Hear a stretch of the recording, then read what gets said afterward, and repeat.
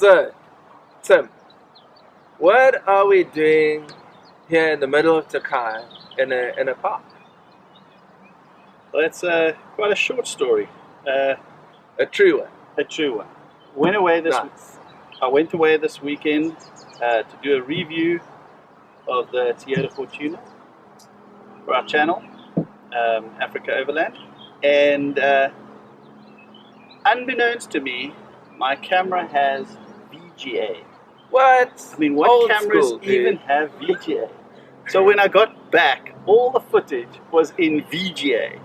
I mean, now who's going to watch VGA footage in this day and age? So, you know. So, I'm Michael from Africa Overland, and this is Tim.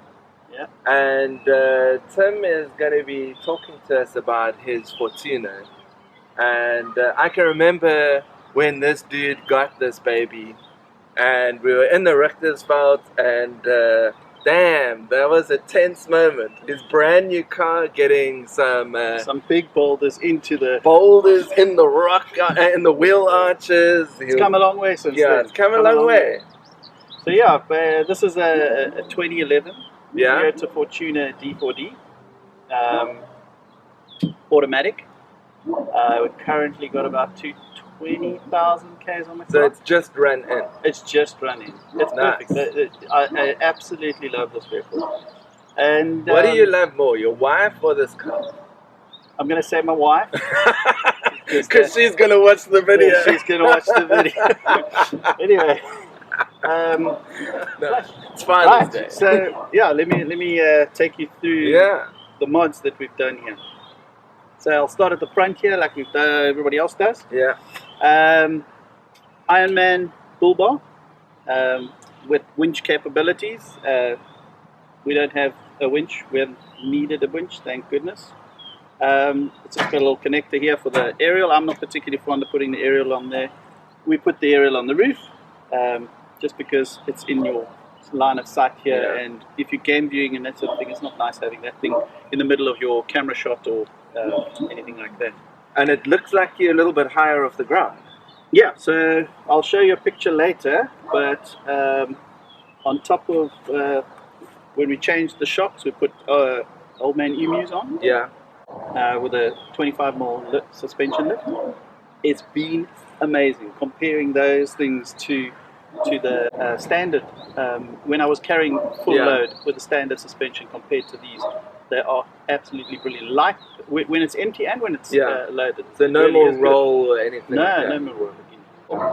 Right, then underneath, I'll give you another shot just now, but we've got the Gobi X bash plate. Yeah. Yeah, that's saved us a couple of times. There's one nice... More than a few. One nice dent in there, and I will never forget the day that happened. I was showing some Americans up a mountain somewhere, and we just were driving up through this thick grass, and suddenly the car launched itself up on top of this rock. And As that's the one dent. do. And so, you know, you just can't help but say, wow, thank goodness for that. Yeah. What else have we got? An easy one, the tires. BFG Goodrich all-terrains, absolute gem of a tire. This is the second set I've had.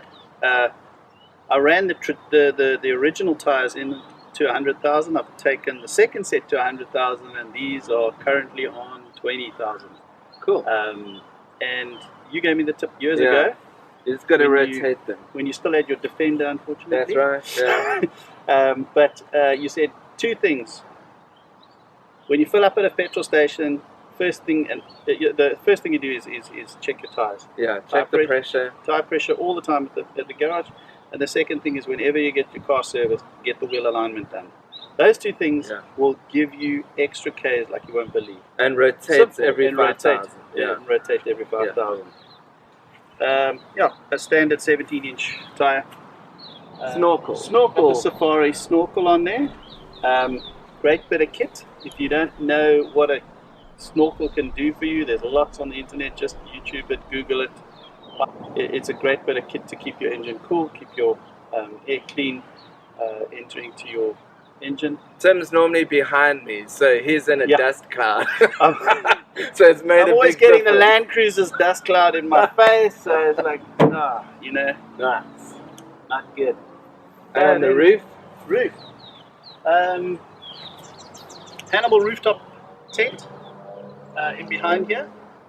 And on the front here, we've got the Rhino Rack Foxwing awning. So, but your tent is the 1800. Yeah, so I'll come back to that. So our roof rack is the Hannibal roof rack with an extra 1/2 meter on front. The reason for the extra 1/2 meter on the front is to carry extra kit when we need it. Depends on the kind of trip we're doing. When we did Kaakaland in 2016, north of Namibia, we needed additional fuel. I usually carry a little box on the top there. South Africa, we call it a trommel. Yeah. And in that trommel, I've got my gas bottle, I've got my fire poker, wood, fire lighters if I need. What else do I carry in there? There's a whole host of things. The pegs for the tent, for instance, I keep in there. And then I even keep a toilet seat because I have 2 daughters and 1 wife, and they need a little luxury. So we do keep. And so it's better all up there. Oh, the bride grid as well. All up there, out of the way, no dirt in the car. That's awesome. Cool. So that's the extra space on the top. The rooftop tent is a Hannibal rooftop tent. It is 1800 by 2.4. Sleeps a family of 4 comfortably. Now that my daughters are becoming, or have become adults, it's a little bit more challenging. So you can sleep 3 again comfortably. I've had some mates come with us on trips that we've done, and 3 in there very comfortably. Foxwing awning 270. That's been a winner for us, especially when we in the heat. I mean, remember at the top of Van Sales Pass, we stopped off to have a look at the view of the Marienfliss, and we just pulled it out. We all stood underneath, and a beautiful winter's day at about 40 degrees. Yes, a beautiful winter's day at 40 degrees. But the other thing is when I went with the girls to Mapamgubwe, I'll never forget, the heavens opened and I was trying to cook food for these little girls who are sitting up in the tent playing Uno. And I'm standing underneath this tent with torrents of rain, but it worked. You know, sometimes you just need it. All weather capability. And now when I went to Cedarburg, I had it open, freezing. It wasn't freezing. For me it was freezing. It was 4 degrees. But the reality is, I had the awning out and the fire right next to the awning, and that general heat, that was brilliant. We just managed to keep warm. Awesome.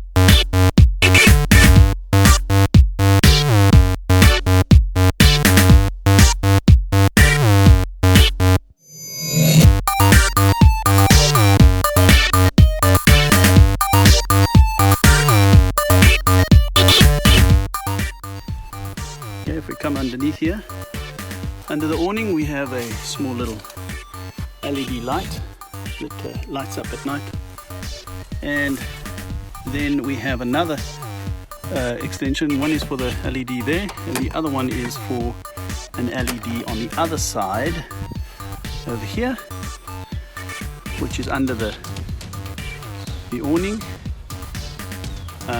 There you see the cover for the tent. Generally we just roll it up, and that gets tucked underneath there with some little bungee cords that we've got here, so those are up and out of the way while we're working. Little wash line, very handy, strapped in underneath there, and a shoe bag. We don't fancy getting creepy crawlies in our shoes, so we have a little shoe bag that just mounts onto the side of the ladder. We go up the ladder in the evenings up to the tent and we just put our shoes in there. So basically we've got a light under there, we've got a light in the car, we've got a light underneath there, and we have one or two that we pin onto the awning, and they get plugged into this little socket over here, which is the there's a cigarette lighter and a hella plug over there. And towards the back end of the car, what have you got? Well, let's move the camera around there and then we can go sort that out. Yellow. Yeah, cool, Tim. So what have you got going at the back here? Any mods here? The only mod we've done is a front runner 42 litre long range tank. Yeah. It takes our fuel capacity from 80 litres to 122 litres. Cool. Which gives me, in fairness, probably about 900 k's. Yeah. On a good day. Just depends on how loaded the car is. No low range driving. I did switch out the tow bar for this one so that we can recover from it. But I don't even use a tow bar, so I don't know why I had that. No, look, it gives you the versatility, but you need the pin. Yeah. You must just never recover off that ball. Other than that, there's nothing. I mean, I've toyed with the idea of the rear bumper, but on a Fortuna it just becomes not really worth it. Quite a lot of weight to carry. Yeah. And then you really are upgrading those suspensions a heck of a lot to travel. And it's my daily driver, so to go and kit this thing out with time. Yeah, and you already lifted, so it doesn't make a difference. And what have you got inside? Right, so open up here. We have, starting here, we've got the 42 litre indoor fridge on a fridge slide. It just simply pulls out like that, top loading. On the left here, I'll show you, well, Mike can grab the camera quick.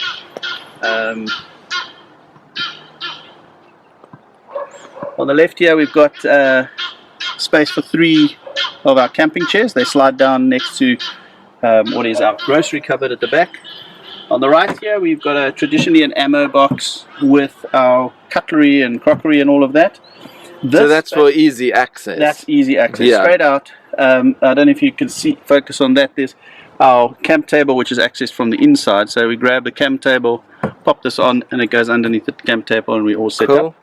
This space here is generally used for, jackets, swimming costumes. We traditionally take a bag with swimming costumes in, so the bag doubles as our hiking bag for when we go walks. On the bottom here is our drawer system. Here we've got 4 ammo boxes, a family of 4. Each of us gets 1 ammo box. Some of us it's okay. My youngest daughter does a brilliant job of packing. I don't know how she does it, but some of us it's not enough space and there's some bleating, but you know what, it all works out. And this is just so accessible. It just all pulls out. We can get everything out of there. On the right hand side here we've got bits and bobs. I've got some tent poles at the moment, a tarpaulin, jumper cables, that sort of thing. Further down, accessible from the inside of the car, is where we keep our medication box and that sort of thing, and all the bog roll. So that's traditionally where that happens. And then on this side, on the right here, this lid also lifts up so you can access all of the info there. And the same on the left here, accessible lid. And here we have our compressor, recovery ropes and snatch grabs ropes, tools, and nuts and bolts and extra bits and pieces. That's all accessible there on that side. Cool, Tim. Where do you actually keep your dry food and water? Right, so this is obviously where we keep all our cold food. I don't know if you can see in the back there.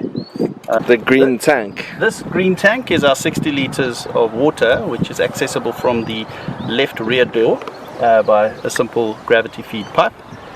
So we take fresh water from Cape Town when we travel, and then we've got above that we've got a grocery cupboard which is accessible from the inside of the vehicle, We'll give you We'll go around glimpse it now. of that now. At the moment, what's across here is the poles for the awning, and then there's a clip. There are 2 brackets there. When we do some more hectic stuff, I'm able to run the recovery tracks across and bolt them against the grocery cupboard. But that's pretty much it in the Cool. back. Tim, here. do you want to show us how you access your dry goods? Right, so as I said, we need space for the kids to sit, so we have to, as a family, have the back seats available. Mike, if you just want to pop that seat there, and I will pop this one down. If you look carefully, here's our water tank. There's the simple hose that we attach to there, which feeds out. Well, basically there's a gap over here behind the water tank that is where the meds go. Here's our table that simply slides out. Just got a bit of cushion there to stop it banging around, which happens when you 4x4ing. Interestingly, at the base of the drawer system, underneath it, between the floor and the drawer system, we can fit 3 5-litre water tanks. There's actually quite a lot of depth in here, and underneath here we've got more medical bags for in case of emergency. So that's basically the back of the drawer. Comes through here, and then this is our cupboard, our grocery cupboard. Basically keeps all our groceries in. We've got some storage cargo nets here. Used to be where the kids put their drawings and whatever they were doing, but now it's become the spot for the JBL to blast them in the ears, which is pretty cool. And then it's as simple as, you just simply pop the lid and there's your cupboard. The size inside of the cupboard is the equivalent of about 2.5 ammo boxes of goods. Again, the size is very well suited to us Cape wine drinkers, because it fits a 6-bottle case in there quite nicely. So we've used that a couple of times. And then the water, I simply fill through there. So we pop the lid and we fill the water from there. What else have we got to show you here? I think that's what is this between the 2 front seats? So here between the seats we've made this little gadget, little box. It's just, again, storage, generally photographic equipment and that sort of stuff go in there, and then we attach the radio to that, so that's nice and accessible. And then it's got a little bit of carpet on top, so the kids can use it as a table, or I generally put my camera in the center console here when we're traveling. That's actually for all the biltong. It's actually, how did you know, man? Have you been stealing the biltong again? The front cab, there's not much really to see. We've got a multi-adapter there for USBs and that sort of thing. We've got our GPS on the dashboard there. Down there we've got our national lunar monitoring for the battery. But other than that, it's a comfy drive position. When I looked at buying this car, I looked at the Land Rover Defender 110, and no leather seats in there. No leather seats in there, and I was driving like this. With my height, it wasn't great. So this is just a flippin' awesome. And I'll tell you, my auto box, I do so love it. It is easy peasy lemon squeezy. Yeah, we forgot to mention what was under the hood here. So let's pop that thing there. No, there's nothing wrong with the vehicle just because the bonnet's up. It's a Toyota. It doesn't go wrong. It's the standard Toyota D4D engine, 3-litre. We've got the only mods we've done inside this engine are the dual battery system with a solenoid that helps us run our fridge, etc. at the back. But other than that, the engine's standard. It's looking pretty clean. Had it clean before we went away, which wasn't the wisest thing. So Tim, just give the guys some tips on servicing. What are the main things that you would change? Well, the D4D engine is pretty bulletproof. I think the only two things that I do is I regularly change my fuel filter at every service, and I make sure that the oil is changed. I think if you're doing those two things, you're keeping your engine clean, and it's just going to go on and on forever. And what kind of intervals do you service it at? This one we do 10,000 Ks. Cool. Every 10. Yeah, other than that, it's a brilliant engine, and it still outruns the Land Cruiser. No comment. Cool. Thanks, Tim, for taking us around your car. That's quite a treat. Not a problem. Yeah, thanks. And in the coming weeks, we'll take a review of Mike's car. He's got a Land Cruiser 76, and we'll also include Simon. He's the other member of Africa Overland. He's also got a Fortuner. Hope you've enjoyed the video, and walk around, comment, like, subscribe. Next time on Africa Overland, we'll introduce you to this little beast of a 76, Mike's little baby.